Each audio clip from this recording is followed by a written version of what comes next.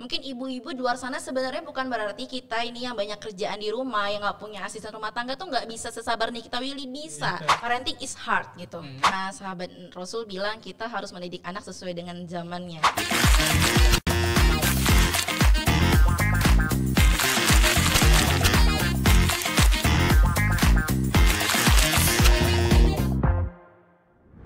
Assalamualaikum warahmatullahi wabarakatuh. Ahoy!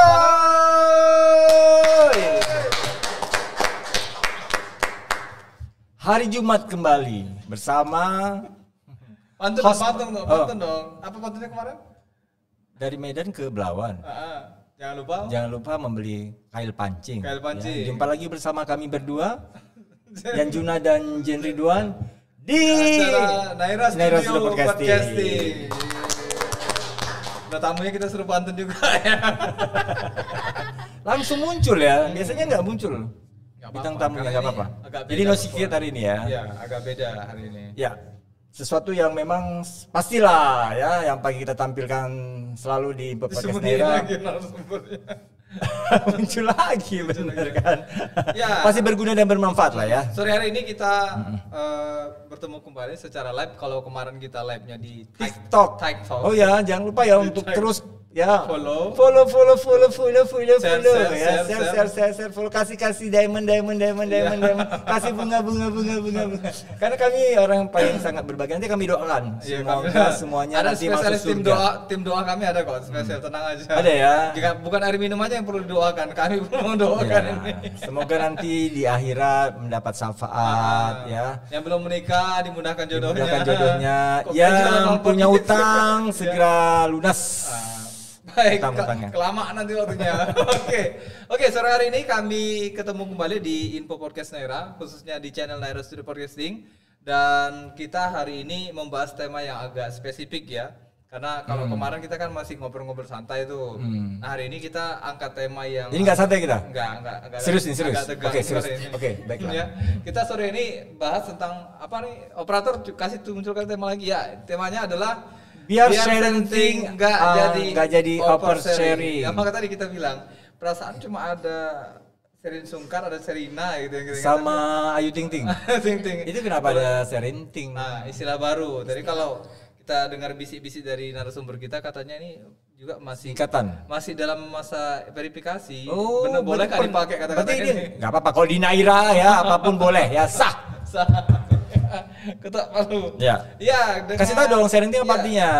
Sherin Ting nge-share sharing parenting. Iya, nanti kita tanya langsung. Oh, iya. Ini narasumber kita ada Kak Dila yang sudah diperkenalkan. Assalamualaikum Kak Dila. Waalaikumsalam Assalamualaikum warahmatullahi wabarakatuh, Kak Dila. Gimana kabarnya, Kak? Alhamdulillah luar biasa. Iya, agak biasa di luar maksudnya. Tadi kalau kita lihat profilnya beda ya sebetulnya dengan yang hadir ini kayaknya. Tadi kan karena kelihatan pakai itu zaman Covid itu kayak. Oh. Atau lagi flu? 2019 kayaknya itu. Ya lagi flu tadi ya. Iya. Tadi yang di Lagi COVID. Lagi Covid. Masih peralihan, banyak yang pakai masker, udah mulai buka. Emang takut ya waktu itu sama Covid ya? Yang ditakutkan apa? Enggak takut sih sebenarnya. Aku aja nggak takut. Iya, kita Aku hanya nggak pernah pakai buktinya. Oh iya. Iya. Nanti overtime. Oversharing. Oversharing. Habis itu overthinking jadinya ya. Baik. Tadi jadi content creator juga, khusus untuk sekarang niche-nya udah ke psikologi. Permasalahan kesehatan mental. Gitu, dan parenting. Subjeknya siapa? Anak-anak, orang Remaja? dewasa? Semua? Kita targetnya memang pekerja, mahasiswa seperti itu. Dan mama-mama muda. Pengusaha nggak ada. Pengusaha, entrepreneur nggak ada, nggak masuk. Kanalnya ini masuk dalam kategori pengangguran intelektual ya. Pengangguran intelektual. Jadi nggak masuk pengusaha kayak kami. Ya kalau bermasalah secara mental bisa. Baik. Oke, langsung mainkan pantunnya, Cikgu. Ya, ke Medan beli bolu meranti. Di jalan ketemu Pak Edi Rahmayadi. Asik ya kan. Pemirsa yang sudah nunggu dari tadi, bagaimana kabarnya hari ini? My kabar. Ya, mendeka. Baik, aku coba pantun juga ya. Belanja sayur di Pajak Melati. Ini kok nama orang terus dibawa ya? Di Pajak Melati ketemu Bang Bobi. Ya, berjumpa lagi dengan kami bersama Kak Dila yang sudah hadir di sini. Ya. Ya silakan Kak Dila bawakan pantunnya satu. Apa pantun saya ya? Aduh, lebih pantun Udah lah, lagi. lanjut kita, jangan nanti nggak mau datang kemari lagi. Iya. Kapok pula ya. Oke, tema Mau ngebahas apa kita iya, kaitannya tadi sama udah enggak, disampaikan. maksudnya yang mau dibahas apa kaitannya dengan tadi? Iya, betul. Jadi apakah seperti- ada yang sedang heboh? Iya. Jadi seperti yang tadi player sudah kami sampaikan, bahkan di layar kami konfirmasi ulang bahwa informasinya yang beredar dari intel rawa-rawa kami menyatakan bahwa ada satu kasus yang viral di salah satu media sosial ya, sebut saja X ya. Media sosialnya X namanya sekarang. Oke. Ya, bukan tweet lagi ya. X. Ini apa? Ini lebih ke apa, pro antagonis atau antagonis? Karena kan yang kita tahu kalau misalnya kaitannya sama parenting itu kan ada kayak Nikita Willy, betul. Sasha Adimeka. Iya, kalau Nikita Willy yang terakhir itu tentangnya menyetirka itu menyenangkan ternyata. Itu ya, kalau ngeliat itu kayak ujung-ujung gini, res. Dia cuma satu helai. Kebayang kalau misalnya dibandingkan sama pembentong asisten rumah tangga itu yang setinggi ini ya. Iya, Nah, iya, itu. iya. Tapi memang bisa dibilang bagi para selebgram, para YouTuber atau misalnya selebritis yang memang sekarang ini mengalihkan fokusnya, mungkin dia selama di dunia acting kebanyakan kompetitor ya. Nggak ngerti Jadi ya. akhirnya Padahal sebenarnya tuh kalau menurut secara pribadi ya biasa aja gitu. Apa karena mereka jadi, maksudnya Ya, karena karena apakah mereka karena ya karena mereka kan aktris famous kan, atau apa gitu, terkenal. jadi sesuatu jadi yang luar Wajar. biasa gitu. Yang jelas aku bisa pastiin ada salah satu konten kreator di Jepang ya, dan aku juga baru lihat dari videonya sebenarnya. Oke. Tapi terjadi debat panas, informasinya yang kita terima dari tim kita. Mudah-mudahan valid informasinya bahwa konten mereka itu dikritisi atau dikritik oleh beberapa. Ini konten parenting tadi ya, Iya, kritisi, sebenarnya oke. nggak ngerti juga apakah memang beliau itu spesialis seorang konten kreator yang menobatkan dirinya sebagai seorang parenting atau nggak ngerti. Tapi yang jelas melibatkan dua anaknya. Nama anaknya itu siapa ya tadi? Siapa nama anaknya? Kue. Siapa nama anaknya ya? Nanti berhak mendapatkan. Ya, ada Ah. ada anaknya Ritsuki dan Natsuki. Bapaknya Jepang ya berarti? Bapaknya Jepang, dan kayaknya mereka sudah menetap di Jepang. Oke. Dan si namanya siapa ya tadi ya? Ibunya ini orang Indonesia. Emaknya ini dari Tulung Agung, Jawa Tulung Agung, Timur. Jawa Timur. Nah, Mau Jawa. Ibu Mega. Mama Mega, Oh, Mama ya. Mega. Mama Mega, bukan Mega yang itu, Ya. tapi yang jelas Mama Mega ini memang punya kesibukan keseharian. Jadi memang biasanya konten kreator yang muncul ataupun tinggal di Jepang itu mencoba mengadopsi ya kehidupan di Indonesia itu yang coba diterapkan di Indonesia. Ada beberapa saya lihat seperti itu. Supaya mungkin ya nge-trigger juga kan orang lihat, gimana ya kalau misalnya masak bakso di Jepang gitu loh. Meatball ya, misalnya seperti itu. Meatball ya? Ya, contohnya seperti itu. Jadi tadi di awal-awal aku sudah lihat serem juga gitu ketika anaknya si yang kecil itu siapa namanya tadi lupa. Ritsuki ya, yang cewek itu kemudian agak ngotot mau minta buka unboxing itu memaksa, sementara si Mama Mega ini lagi pegang cutter. Itu cutter diacung-acung kan deh. Begitu sampai anaknya minggir gitu kan. Agak serem jadi. Gila ya di awal-awal kita dan dah. Ya ada cuplikannya enggak?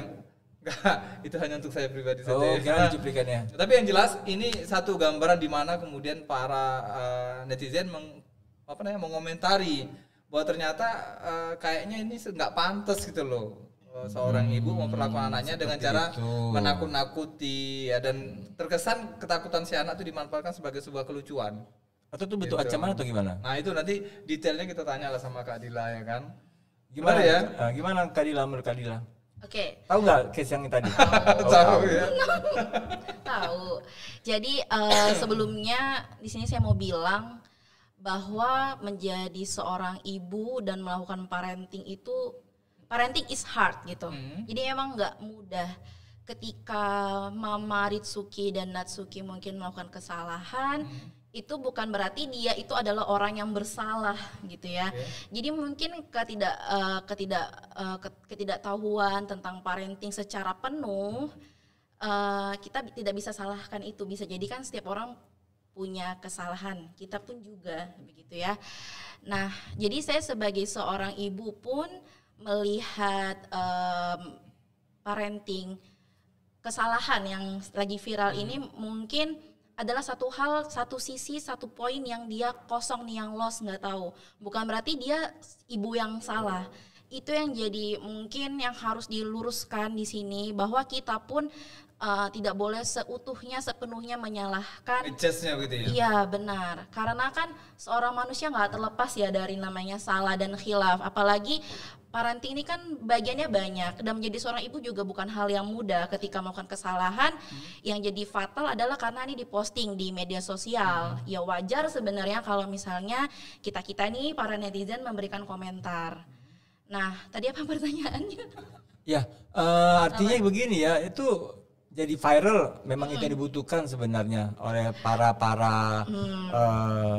nyebutnya apa tadi, selebgram atau content creator atau ya itulah jenisnya itu. Jadi saya di sini nggak mau membahas secara detail tentang personalnya Mama Mega ini ya, hanya saja saya melihat sekilas, karena kan kita bukan mengulik, membongkar. Karena yang begini kan jadi banyak ya, naiklah pasti ininya dia gitu kan. Iya, walaupun tapi terlepas pro dan kontra. saya rasa dia nggak sengaja untuk dibuat. Oh gitu. Jadi sebenarnya adanya dasar ketidaktahuannya begitu. iya benar, mungkin hal yang sudah biasa dia dapatkan dulunya, atau mungkin biasa dia lihat. Atau jadi, bisa dibilang luka batin gitu. ya itu bisa jadi hal yang mungkin jadi normal, padahal sebenarnya itu hal yang salah. Sebenarnya nggak cuma Mama Mega, tapi mama lain juga ya. tanpa Cuman nggak sadar. di shoot aja atau di videokan ya. Benar. Dan sebenarnya nggak semua kontennya Mama Mega itu buruk gitu. Mungkin beberapa yang akhirnya ke-up. Mungkin karena netizen itu, khususnya netizen ini kan sangat peka ya, sangat jeli, sangat teliti, sangat detail gitu ya. Tapi kan uniknya kalau kita lihat ini followernya 2,31 juta loh. Setelah kejadian itu turun nggak? Nggak tahu apakah memang seperti itu, tapi yang jelas kita melihat banyak sih yang nonton. Dan yang jadi pertanyaan kita juga sebenarnya, dia sudah dikasih tahu loh, dikomentarin sama netizen, tapi kenapa kosannya cuek gitu. Kalau nggak suka ya udah nggak usah nonton gitu. Ada statement-statement seperti itu. Oh iya. Begitu katanya. Saya mau nanya, ini fenomena parenting ini sejak kapan sih? Sejak adanya sosial media, sehingga orang pada berusaha menjadi kayak ngasih parenting itu kan bertujuan gini ya, ngasih pengajaran baru gitu kan. Misalnya ini loh cara merawat anak, baby yang baik gitu kan, awalnya gitu kan, supaya jadi contoh gitu kan. Sebenarnya parenting ini kan makin ter-up karena adanya media sosial, terutama di Instagram. Itu sudah lama sebenarnya tentang kita ngomongin tentang parenting. Hanya saja paling makin bikin booming ketika munculnya Nikita Willy menjadi seorang ibu. Jadi sebenarnya itu puncak bikin akhirnya parenting itu makin membombastis gitu di media sosial. Banyak yang akhirnya yang awalnya mungkin sebelum ada Nikita dia sudah ada konten parenting. Sebenarnya itu hal untuk berbagi saja, sama halnya kayak kita pengen berbagi tentang produk-produk kecantikan, sama halnya tentang kita ingin berbagi bagaimana dia melakukan parenting ke anaknya, sleep training kah, atau feeding rules-nya, atau mungkin makanan-makanan MPASI-nya. Itu hal yang sudah ada sebenarnya, cuman makin booming karena itu tadi. Ya tahu sendiri kan, artis-artis itu butuh perhatian ya. Intinya kan di situ kan. Sehingga ya tadinya kalau misalnya dibilang ibu rumah tangga biasa aja gitu, tapi karena dia seorang Nikita Willy yang baru pertama kali jadi ibu rumah tangga ya, baru pertama kali yang jatuhin apa namanya? Ya, jadi ya seperti itulah ya.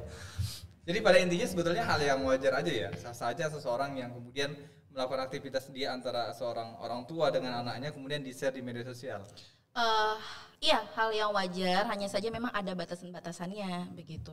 Karena kan ada beberapa hal yang membuat akhirnya orang tua men-share kegiatannya dengan anak. Mungkin pertama mengabadikan momen, lalu yang kedua ingin berbagi ilmu, ketiga juga mungkin mereka ingin mendapatkan feedback dari orang lain. Ketika misalnya ternyata harus misalnya gini kan, anaknya itu matanya kenapa ya, coba dicek gitu kan. Nah kadang hal-hal gitu jadinya dapat masukan, atau misalnya dia pengen share gimana ya dokter yang bagus dan lain sebagainya. Itu mungkin salah satu hal. Kategori mama kurang perhatian juga nih berarti. Enggak juga sebenarnya. Atau kategori mama butuh perhatian. Dan yang paling penting sebenarnya ada sih poin yang terakhir yang saya lihat itu ada faktor ekonomi juga.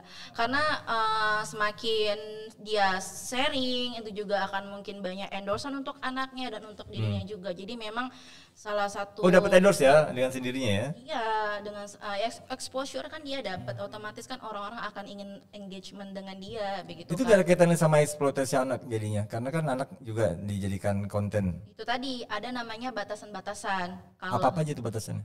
Oke, jadi ada beberapa hal yang memang perlu diperhatikan. Mulai dari kita tidak boleh membuka secara gamblang detail pribadi, misalnya tanggal lahirnya, dia sekolah di mana, nama ayahnya, nama ayah lengkapnya. Nah, itu hal-hal detail pribadi yang harus diperhatikan. Lalu juga misalnya keamanannya, misalnya kita ingin shoot dia lagi di taman bermain, kita harus perhatikan apakah nanti dia akan terjatuh, apakah nanti dan lain sebagainya, itu hal keamanannya. Lalu juga terkait sosialnya, jadi komunitas di tempatnya itu menganggap itu hal yang biasa atau enggak. Jadi kita harus memperhatikan itu juga, jangan kita posting tapi lalu ternyata di lingkungan ini di masyarakat Indonesia nggak cocoknya mungkin di luar negeri. Nah, hal-hal itu juga harus jadi pertimbangan. Ya. Kalau kita ngeliat tadi kata Cikgu kan apakah ini kategori masuk mengeksploitasi anak. Ada beberapa konten kreator itu yang justru dan itu dimasukkan dalam rekaman video mereka. Mereka minta izin dulu ke anaknya agar kemudian konten itu mau dibuat khusus konten kemudian diupload ke beberapa media sosial. Apakah ini bentuk validasi bahwa sebenarnya mengeksploitasi dalam tanda kutip ya anak untuk dijadikan konten talent di dalam konten itu sah-sah aja sebenarnya?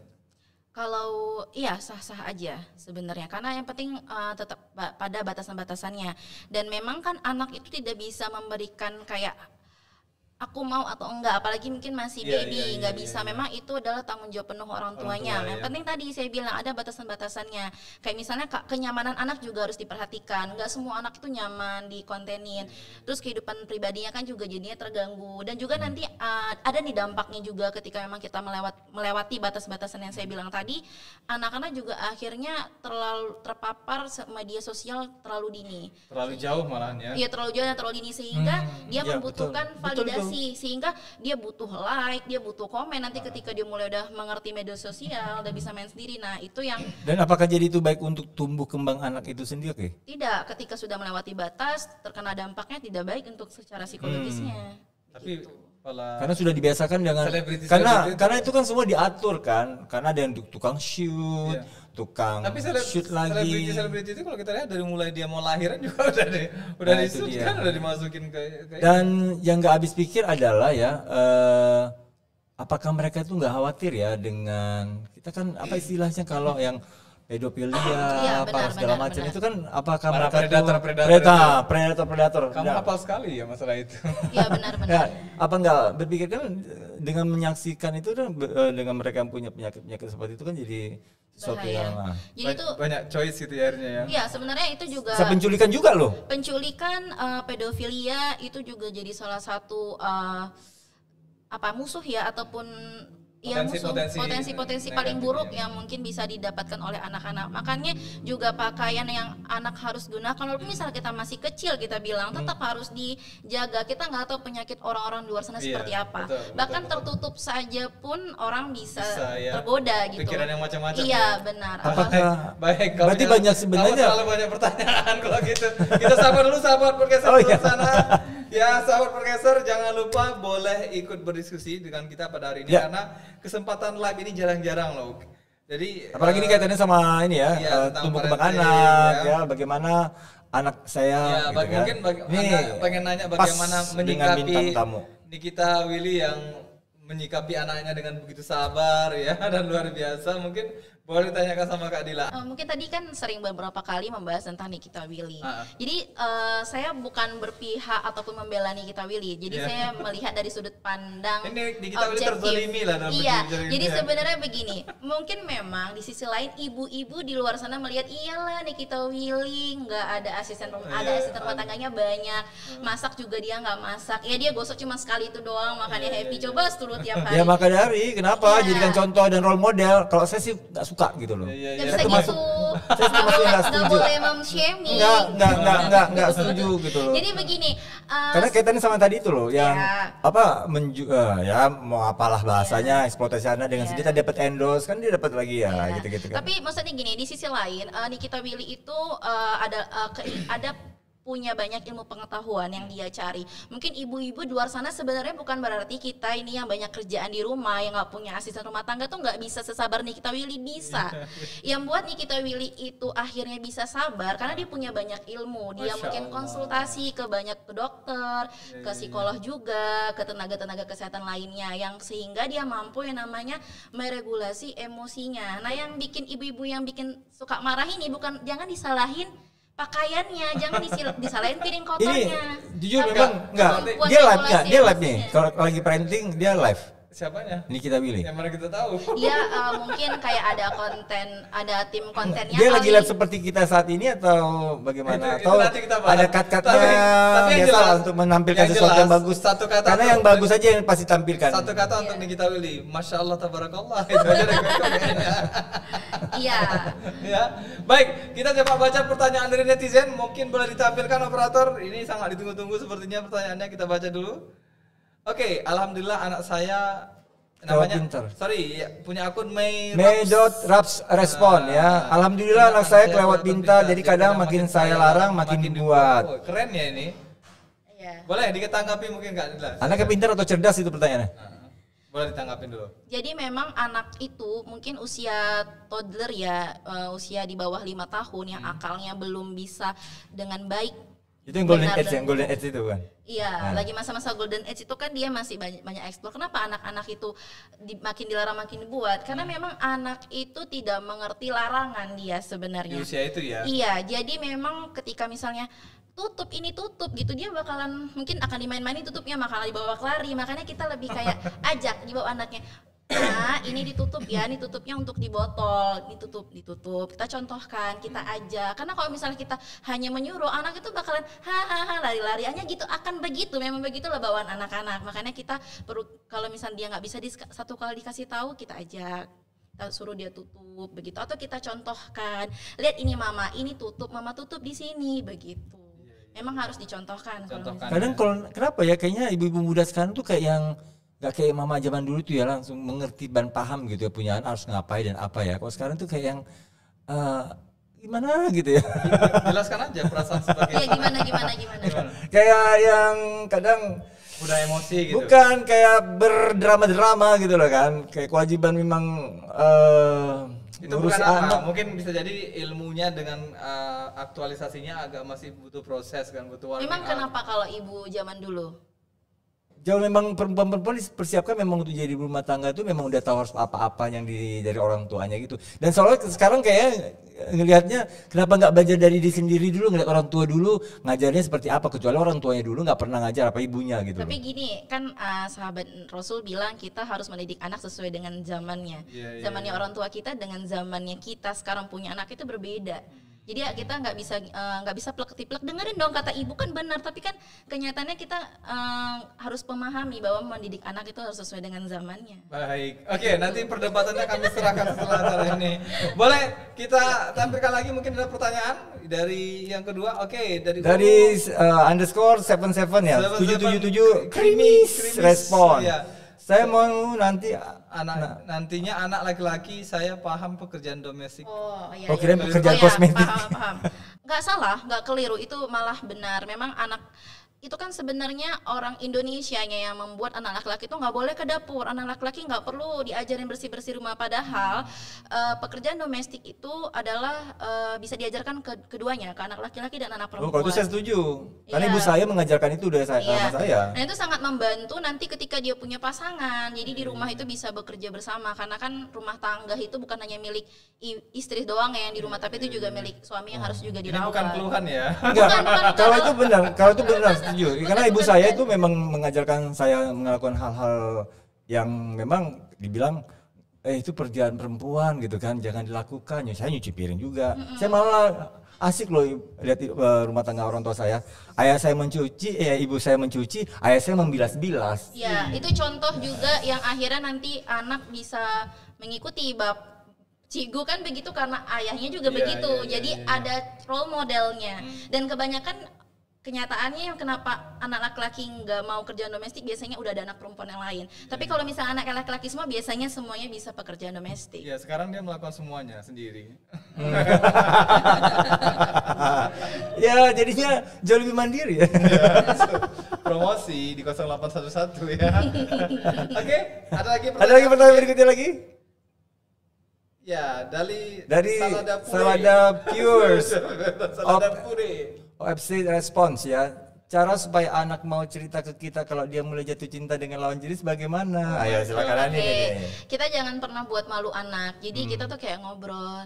Iya, kamu deket sama siapa? Jadi kita tuh nggak bisa to the point di awal dia mulai remaja dia suka sama lawan jenis. Di situ baru kita pendekatan. Jadi sebenarnya sudah dari kecil kita sudah mulai sering ngobrol sama anak dari dia mulai. Mungkin dia dari kecil kita harus ajak sering ngobrol, jadi nggak canggung dan anakku nggak jadi males apa sih tiba-tiba nggak pernah ngomong tiba-tiba tanya. Dekat gitu ya. Iya, tapi bagaimana kalau misalnya udah terlanjur nih baru taunya parenting itu begini. Iya, tetap boleh dimulai dari hal-hal sederhana kayak pulang-pulang jangan ditanya ada PR-nya kayak jadi lebih tanya kayak gimana tadi di sekolah, enak nggak? Jadi hal-hal yang sederhana seperti itu dulu diawali, baru nanti mungkin bisa lebih ke intim hal-hal yang mungkin dia suka sama siapa. Menjadi person seorang Nikita Willy kembali lah istilahnya ya. Oke, bisa dibalik lagi pertanyaan tadi? Bisa ada lagi pertanyaan tadi? Kalau ini pertanyaannya bagaimana yang lagi tren sekarang? Cara supaya anak mau cerita ke kita kalau bukan yang tadi, belakang coba. Cara supaya anak mau cerita ke kita kalau dia mulai jatuh cinta dengan sesama jenis bagaimana? Oh iya. Lagi tren loh sekarang, malah dibiarkan. Gimana? Yang pasti kalau misalnya dia sudah nyaman sama kita, dia pasti akan bercerita.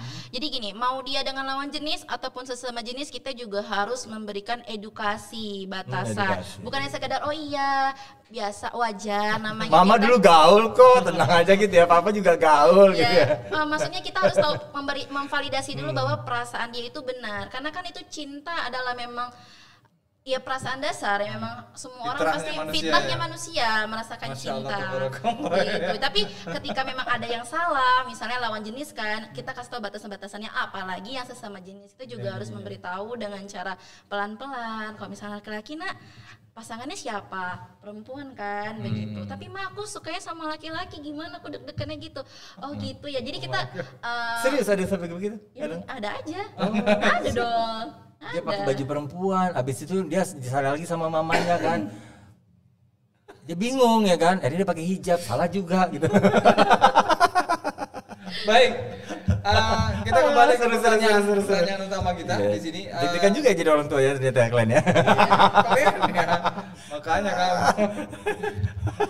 Baik, sebagai seorang psikolog yang aktif membagikan konten di media sosial, apa sih kira-kira yang selama ini nampaknya dianggap masih wajar oleh para influencer, tapi sebetulnya menurut pakar sudah dianggap keliru, tapi ditampilkan juga di media sosial tentang anaknya tadi? Pertama, ya kalau anaknya udah gak nyaman, terkadang itu saya lihat influencer banyak kayak hampir 24 jam aktivitas anak di posting, direkam. Nah hal itu kan menimbulkan anak gak punya privasi, ruang sendiri. Dan ada hal-hal yang harus kita pikirkan jangka panjangnya. Misalnya nih anak nanti kalau ngelihat ini malu nggak ya ketika udah dewasa? Oh iya benar juga. Itu anak belum tentu anak itu terima gitu dengan rekaman itu. Bisa jadi nanti orang tua teman-temannya ngomongin itu atau gurunya. Nah itu juga harus kita perhatikan. Betul kan, kembali ke awal tadi. Jadi dipikirkan baik-baik itu. Aku jadi muncul pertanyaan, apakah seorang yang Juna saat ini menyendiri itu karena dulu nggak dapat ruang privasi?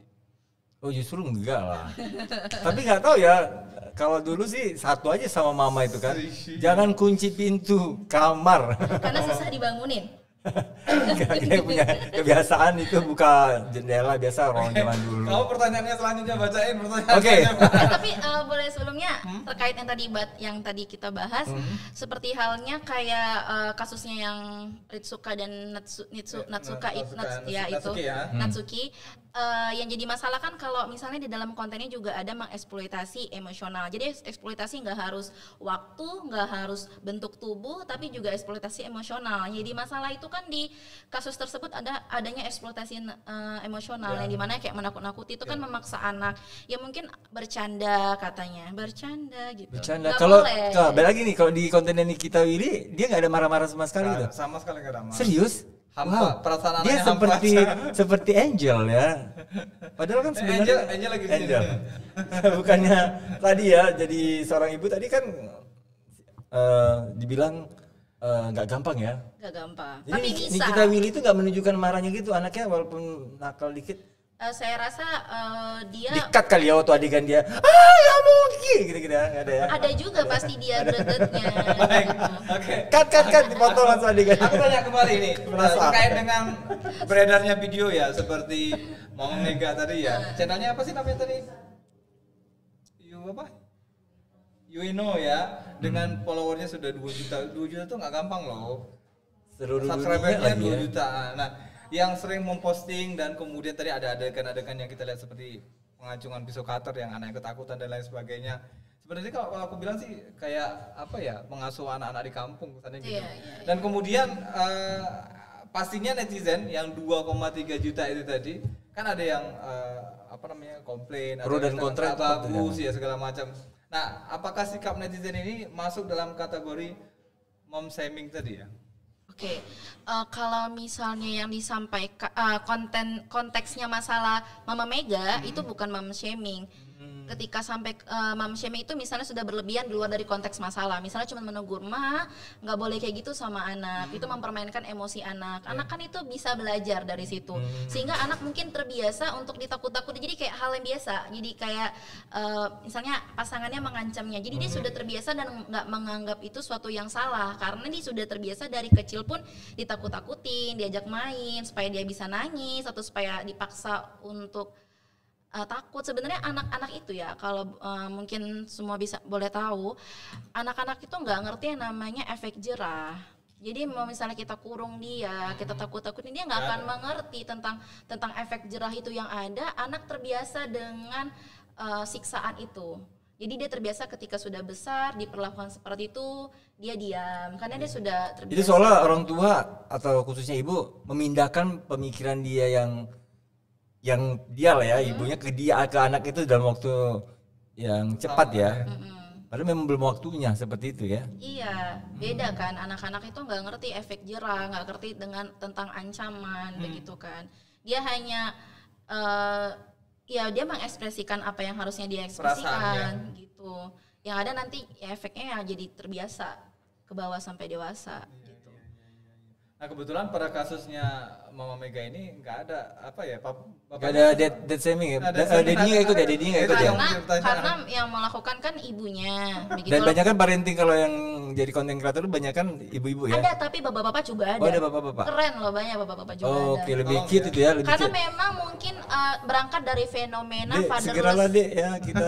Jadi nanti abangmu nih buat konten kreator tentang Iya. Soalnya jadi shaming aja ya. memang berangkat dari fenomena fatherless yang ada di Indonesia kan. Jadi mungkin itu yang menggerakkan para bapak-bapak jadi content creator, jadi bapak-bapak parenting lah begitu. Karena mereka membersamai anak, mereka buat konten masak bersama anak, belanja bersama anak, hari libur bersama anak. Banyak kok juga bapak-bapak seperti itu. Oke. Kalau di Indonesia ada nggak sih kasus-kasus yang lagi viral saat ini? Oke, ini dia. Dua pelaku pembunuhan Ayu Adriani ternyata ikut menyaksikan penemuan korban di TKP. Nah, ini di mana nih? Ini di saya tahu nih. Palembang. Baru banget ini ya hari ini. Oh, ada ya ternyata ya. Oke. Itu seperti Nih, ini dia. pembunuh berdarah dingin jadinya ya. Ada komentarnya seperti ini. Kok bisa seperti itu ya, ikut membunuh dan memperkaus, terus ikut-ikut hadir dengan wajah senyum-senyum gitu. Iya. Waduh. Sakit bener nih sakit bener nih anak. Kok bisa? Penasaran model pengasuhan lingkungan dan pendidikan ortu sampai menghasilkan anak yang seperti ini. Bagus kalau diteliti dengan detail. Iya. Usia berapa itu pelakunya ya? Oh, 12 masih muda. tahun ya? Iya. Iya. Jadi sebenarnya gangguan psikopat itu sudah bisa terdeteksi dari sejak dia kecil. Lebih kecil dari usia 12 tahun. Oh ya? Iya, dia nggak ada empati di masa kecilnya. Misalnya dia angkat kucing ekornya doang, itu kan bikin kucing sakit gitu kan. Belalang dipatahin kakinya. Keren, Tapi dia sadisme ketawa-ketawa ya? begitu. Nah, hal itu sebenarnya kadang anak-anak nakal bisa melakukan itu. Hanya saja bisa akhirnya dia akhirnya membentuk dirinya sebagai seorang psikopat itu karena tidak ada bimbingan dan arahan, kayak misalnya nggak boleh gitu, kasihan belalangnya gitu. Nah, hal itu juga bisa dilihat dari kecil, makanya kita emang harus benar-benar mengawasi anak bagaimana perilakunya sehingga misalnya ada kira-kira mengarah ke situ udah bisa kita antisipasi. Nah, mungkin memang kurangnya bonding di antara keluarga tersebut sehingga tidak terpantau aktivitas anak. Tontonan sebenarnya yang membuat anak-anak zaman sekarang itu lebih bisa terpapar gangguan itu dari tontonan sebenarnya. Bisa mereka akses, mungkin dark web juga bisa mereka lihat begitu. Jadi mungkin mereka anak-anak itu kan menggebu-gebu keinginannya ada, anak TK, SD, SMP gitu kan, semangat. Nah, jadi mungkin dia hanya mencoba-coba. Nah, mungkin ada satu kasus, boleh saya cerita sedikit? Boleh. Jadi saya pernah ketemu sama orang, dia melakukan pembunuhan dan udah lama gitu ya. Jadi awal ceritanya itu dia adalah laki-laki yang mungkin lebih feminim lah gitu ya. Jadi orang tuanya bilang, kamu tuh sebagai anak laki-laki harus pandai motong, katanya begitu kan. Sehingga akhirnya dia tuh gak berani. Ini motong kuku atau motong kayak motong kambing, motong ayam. Menunjukkan gitu, kelakiannya di daerahnya dia itu kan. Akhirnya dia memaksakan dirinya karena bapaknya pengen. Akhirnya dia coba potong ayam. Nah di situ kan bapaknya kayak mengapresiasi dia sangat sekali, membanggakan dia luar biasa. Jadi dia tuh ketika melihat darah, dia merasa senang, ngerasa kayak bergairah. Nah setelah itu dia mungkin dilihat sama orang-orang dia bisa motong ayam gitu kan. Akhirnya mulai motong ayam yang lain, motong kambing, lembu yang mungkin sebenarnya bukan hanya sekedar potong, dia ingin mencari sensasi darah itu tadi, memotong karena mungkin momennya itu dapat yang kayak gitu. Sehingga akhirnya ya dia mulai jadi bisa terbiasa memotong manusia juga, pemburu bayaran. Secara langsung memang bayaran akhirnya. Secara langsung memang orang tua punya ya orang tua karena anak itu kan terkenal kertas polos, putih, orang tua kan beda-beda tergantung orang tua ngisi di kertas putihnya itu apa benar. Kan kadang nggak semua orang tuh sepemberani itu kan. Kecerdasan itu banyak, kemampuan tuh banyak, nggak bisa kita paksakan dia satu hal harus ikut orang tuanya. Bisa jadi mungkin dia emang nggak suka motong-motong kan, bisa jadi mungkin dia sukanya menggambar atau sukanya dia coret-coret ya lari-lari yang kinestetik, atau dia sukanya baca buku. Nah hal-hal gitu mungkin kita bisa fokusin ke arah yang dia mampu, bukan kita paksain, kan jatuhnya bisa jadi kayak gini. Betul. Baik, ini pertanyaan terakhir dari kami yang mewakili kru dan para petugas. Pertanyaannya yang masih kontroversi lah di tengah-tengah masyarakat. Sebenarnya bagaimana cara yang tepat menangani anak yang sedang tantrum?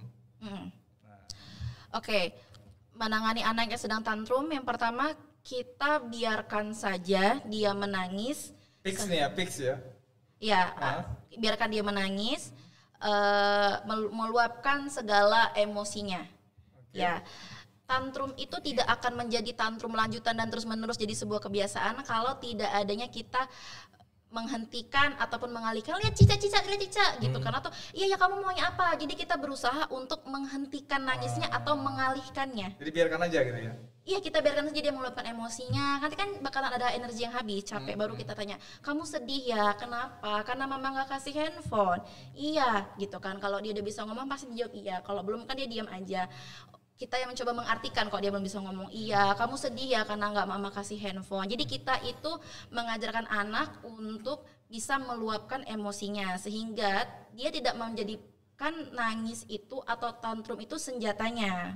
Karena dia tahu kalau misalnya aku nangis pasti aku dikasih, tapi ketika nangis mamanya nggak ngasih, pasti dia kedepannya juga nggak bakalan sering tantrum, karena dia tahu bahwa percuma pun tantrum nggak dapat apa-apa. Apalagi kalau misalnya teknik anak itu biasa tuh di mall, ya kan teriak-teriak, kita kan kalang kabut kita.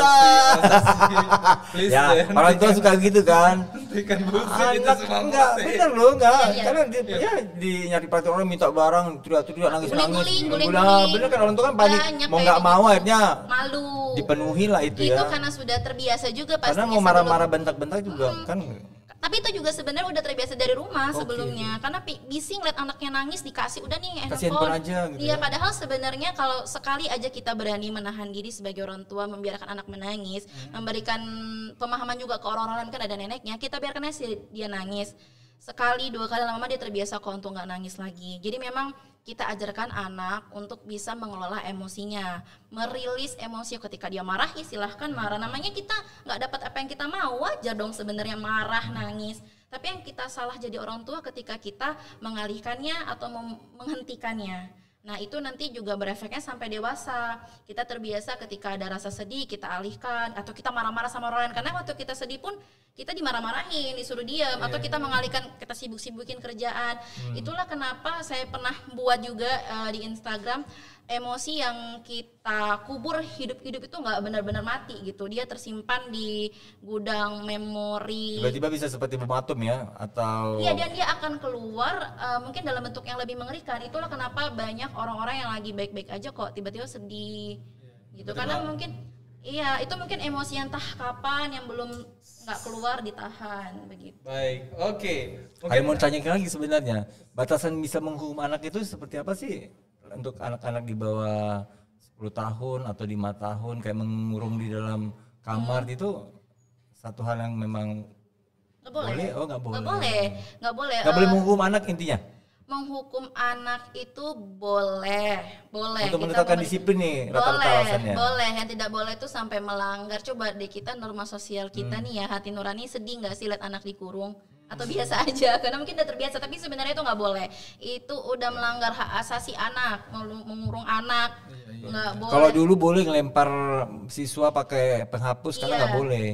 Karena kan itu kekerasan fisik. Jadi sebenarnya tapi kita kok jadi terkesan kita juga enggak yang begitu, jadi merasa jadi korbannya.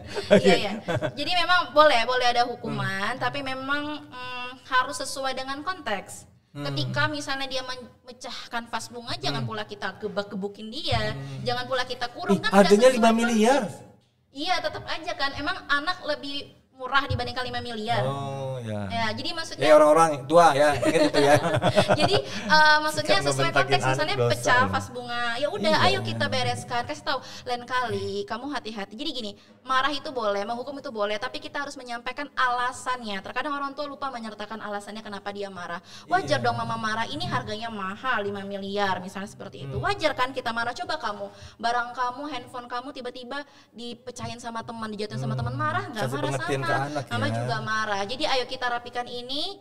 Kamu harus nabung misalnya. Kamu harus nabung untuk bisa kita beli vas baru. Sebanyak 5 miliar itu. Ya, kita mungkin bisa kasih. Jadi anak-anak itu nggak bisa diperintah. Jadi harus ada kompromi, harus diajak ngobrol.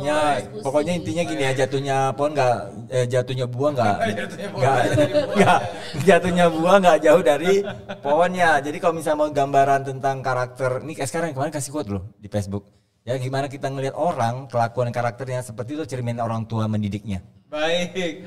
Oke, karena memang kita sudah di penghujung waktu, kami minta closing statement dari. Tunggu dulu, boleh nggak ngebacakan ini? Ini yang sangat terkenal ya. Masalahnya waktu kita udah habis. Sebentar. Ini terkait sama puisi Khalil Gibran ya, tentang anak ya. Ini dalam Al Mustafa, ini dari dulu terkenang-kenang terus sampai sekarang, dan ini penting disampaikan kan, kaitannya sama diskusi kita pada sore hari ini. Dan perempuan yang memeluk bayi di dadanya berkata, bicaralah tentang anak-anak, dan katanya anakmu bukanlah anakmu. Mereka adalah putra-putri kerinduan kehidupan terhadap dirinya sendiri. Mereka terlahir lewat dirimu tetapi tidak berasal dari dirimu. Dan meskipun mereka bersamamu, mereka bukan milikmu. Kau boleh memberi mereka cintamu tetapi bukan pikiranmu, sebab mereka memiliki pikiran sendiri. Kau bisa memelihara tubuh mereka tetapi bukan jiwa mereka. Sebab jika jiwa mereka tinggal di rumah masa depan yang tak akan bisa kau datangi bahkan dalam mimpimu. Kau boleh berusaha menjadi seperti mereka tetapi jangan menjadikan mereka seperti kamu. Sebab kehidupan tidak bergerak mundur dan tidak tinggal bersama hari kemarin. Kau adalah busur yang meluncurkan anak-anakmu sebagai panah hidup. Pemanah mengetahui sasaran di jalan yang tidak terhingga. Dan ia melengkungkanmu sekuat tenaganya agar anak panah melesat cepat dan jauh. Biarlah tubuhmu yang melengkung di tangannya merupakan kegembiraan, sebab seperti cintanya terhadap anak panah yang melesat, ia pun mencintai busur yang kuat. Luar biasa. Terima kasih. Itu keren loh, berini nggak sih? Ya ampun, berini. Nanti kita bahas lagi. Jadi ingat sama di belakang. Jadi ingat sama almarhum kedua orang tua. Ya, mungkin bisa dikasih closing statement buat kita juga, buat sahabat podcaster yang ada di luar sana yang menyaksikan acara ini. Sekali lagi terima kasih banyak ya kepada sahabat podcaster yang sudah ngikuti kita dari awal hingga akhir, dan ini mungkin menjadi puncak dari solusi-solusi yang mungkin bisa dikasih oleh Kak Dila kepada sahabat podcaster yang ngikuti acara ini. Oh iya, betul. Dan kalau pengen pembuktian juga boleh aja singgah sedikit atau sebentar ke channel YouTube-nya Mama Mega itu. Atau enggak lah, langsung ke Kak Dila _ di IG-nya. Mereka pengen pendalaman fakta kan terkait dengan Mama Mega tadi seperti apa gitu sehingga viral. Banyak dong ntar nanti followersnya. Ya, nggak apa-apa, yang nggak penting apa-apa. mereka tahu kan apa yang boleh dan apa yang tidak harus dilakukan. Ya, mungkin boleh dikasih closing statement-nya Kak Dila. Oke baik, parenting memang gak mudah, tapi yakin kita pasti bisa. Ingat harus bersabar sama anak karena anak-anak itu aja belum Allah hisab, jadi Allah tuh nggak marah dengan misalnya mereka nggak sholat dan lain sebagainya. Kenapa kita sebagai orang tua marah sama anak? Mungkin itu. Oke. Nggak pakai paham gitu ya belakangnya ya. Paham gitu kan? Gitu kan Dila, paham nggak? Kalau nggak paham, hubungin saya di Instagram saya di Mungkin Kak Dila Kak boleh Dila sampaikan Ansel. juga mungkin Instagramnya ke sahabat podcaster yang mungkin pengen sharing lebih dalam. Boleh. sendiri atau rame-rame kalau untuk bikin biro konsultasi? Sendiri. Boleh buat teman-teman yang ingin melakukan konseling, melaksanakan psikoterapi ataupun melakukan psikotes bisa kunjungin saja Instagram saya @kakdilla_, KAKDILLA _. Jangan lupa di follow ya. Jangan lupa di follow, boleh DM aja misalnya mau tanya-tanya boleh. Tulis aja nanti tulisannya DM gitu.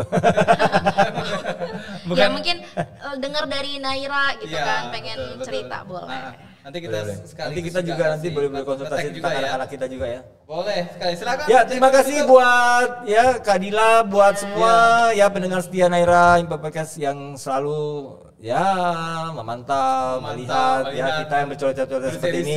Terutama terima kasih buat Mitra Logistik yang sangat setia ya. Tanpa Mitra Logistik entah apa jadinya Info Podcast Naira. Apa itu mitra logistik boleh ditampilkan oleh operator kita, silakan. Oma kesal barangmu tak kunjung datang. Atau barangmu tertukar dalam pengiriman. Tenang, ada Mitra Logistik. Bagi kamu warga Medan dan sekitarnya yang mau kirim barang ke wilayah Batam, kami menyediakan pengiriman via kontainer. Dengan armada ini, barang kamu lebih aman, lebih hemat, dan tidak bercampur dengan barang lain, sehingga tidak ada risiko barang tertukar. Sudah banyak yang membuktikan pelayanan terbaik kami. Sekarang giliranmu. Kirim barang aman bersama Mitra Logistik. Nah, sudah banyak membuktikan giliran kamu kapan ya. Info lanjut tentang Mitra Logistik bisa dibuka di www.mitralogistik.co.id. Ya, sekaligus juga bagi Anda yang punya kemampuan untuk hadir di meja podcast kita pada setiap hari Kamis dan juga bisa juga di hari-hari lain, tinggal koordinasi kita. Betul. Bisa DM di media sosial kita, ada di Facebook, ada di Instagram. ada juga di TikTok dan Spotify. di Spotify.